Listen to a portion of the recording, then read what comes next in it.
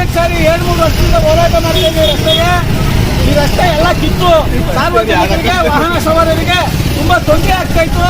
ವಾಹನಗಳ ಬಿಡಿಭಾಗಗಳು ಹಾಳಾಗ್ತಾ ಇದ್ವು. ನಮ್ಮ ಹೋರಾಟಕ್ಕೆ ಬೇಸತ್ತಂತ ಅಧಿಕಾರಿಗಳು ಇಂಜಿನಿಯರ್ಗಳನ್ನ ಹೇಳೋದಿಷ್ಟೇ, ನಗರ ಪಾಲಿಕೆಯಿಂದ ಕಾನೂನಾತ್ಮಕವಾಗಿ ಉತ್ತಮವಾದಂಥ ಗುಣಮಟ್ಟದ ಕೆಲಸ ಮಾಡಿ ಅವೈಜ್ಞಾನಿಕವಾಗಿ